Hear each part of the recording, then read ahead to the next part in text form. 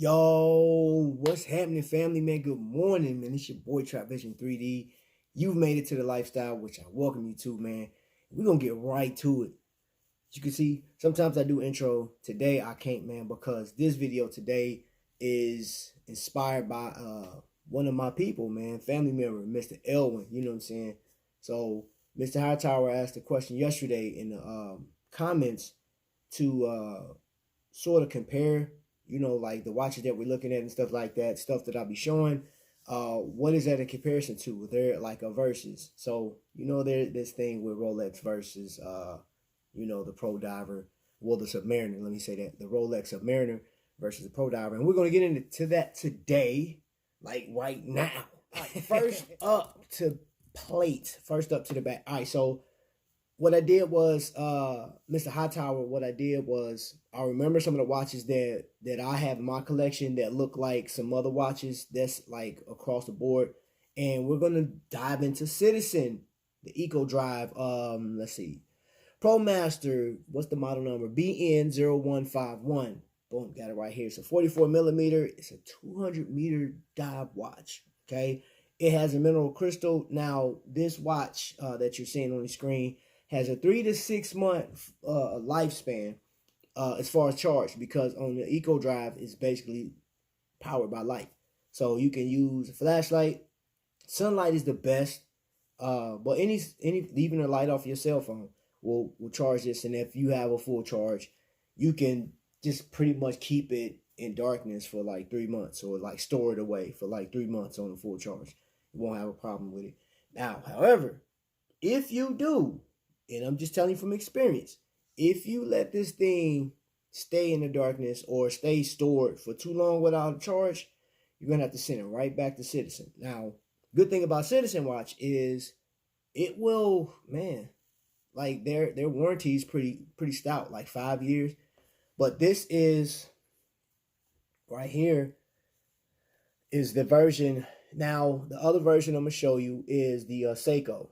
But this is the Invicta version, and this one is a 200 meter. It's, you can see the stands here. Let me, for perspective. Now, if the Citizen Eco Drive was 44 millimeters, this bad boy right here, I'm gonna tell you off top, it's bigger than bigger than that.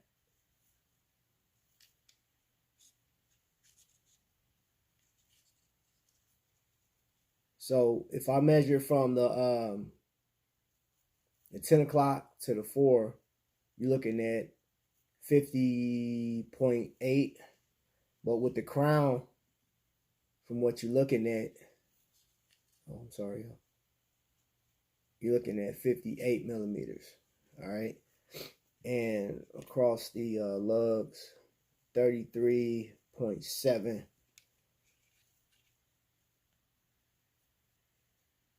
And you're looking at 16.3. So that's what it looked like on the wrist, sitting off the wrist. This is powered by the NX35. So you see the technology that they have. Invicta always put that yellow rotor in it. Now, the Citizen watch, the Eco Drive, retails at $280. This one right here, I got this one, had, if you look at the retail, I think it was like $4.99.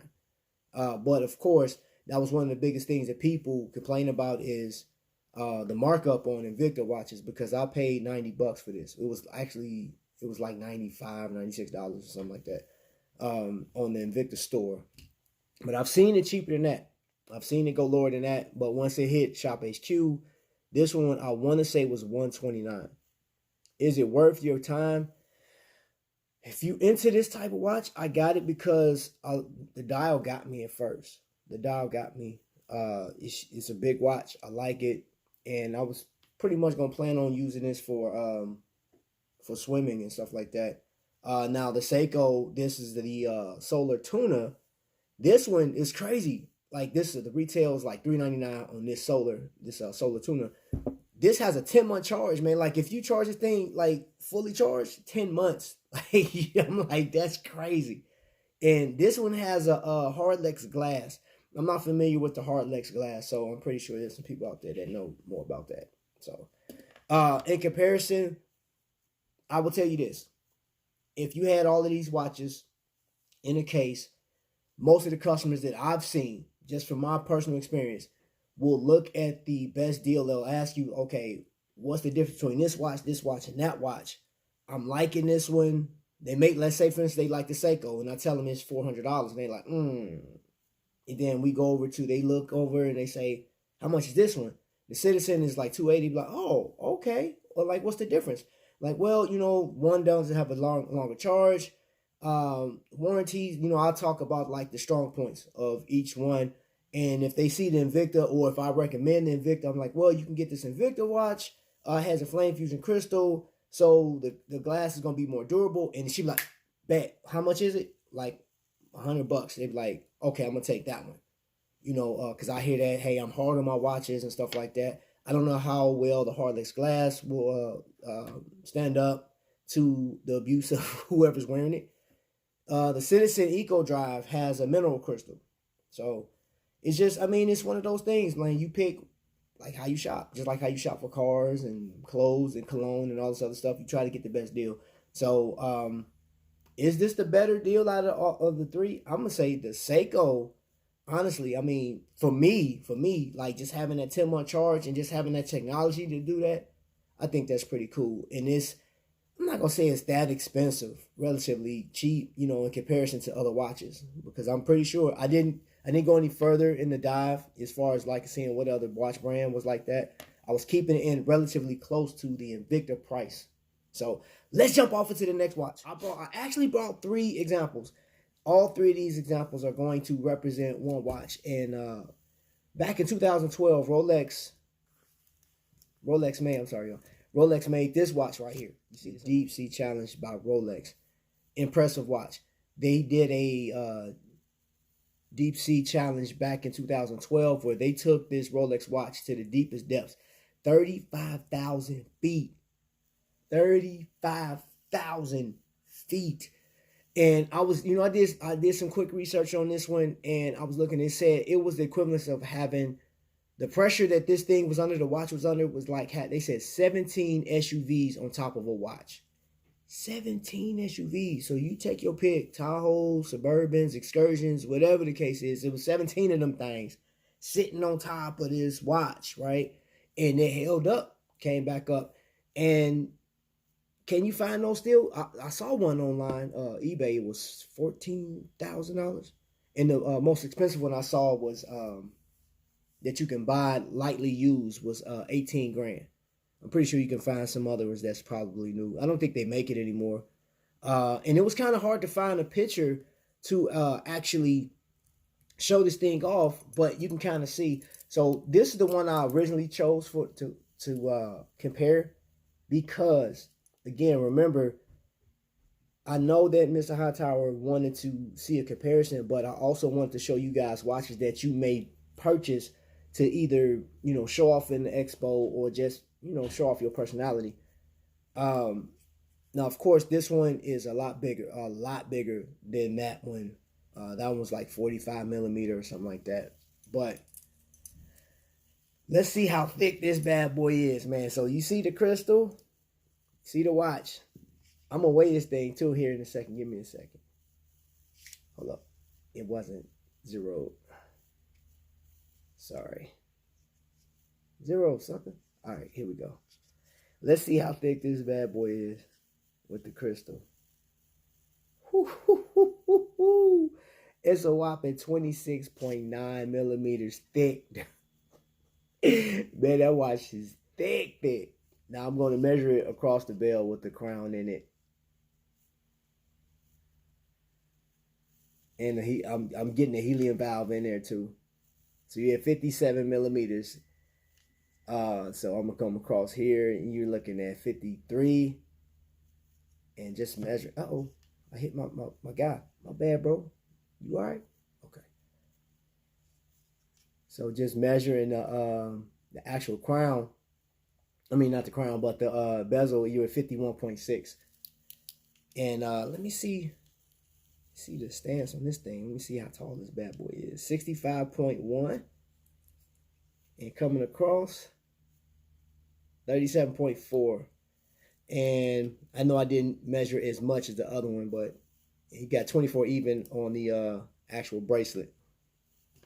And one of the beautiful things about this, and the deep sea challenge does the same thing.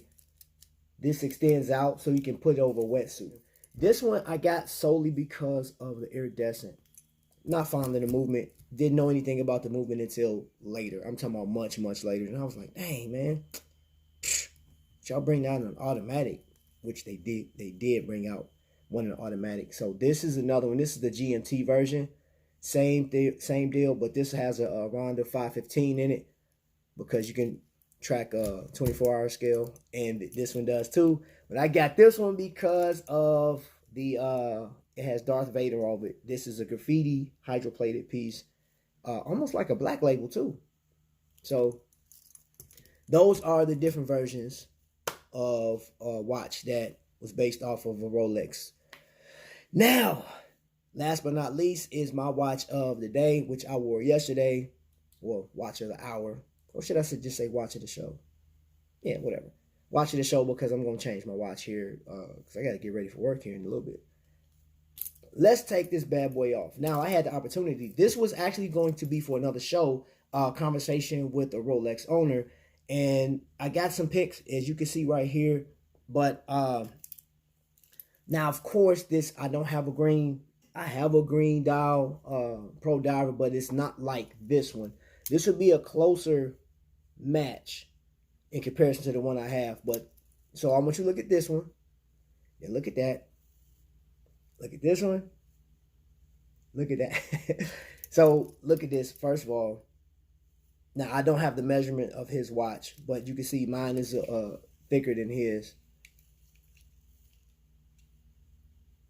So mine sit at 15.3. I'd imagine his is probably half of that. I'd imagine. Now, let's see. Lug to lug. You're looking at 51.9. And this one, I'm measuring with the crown in it.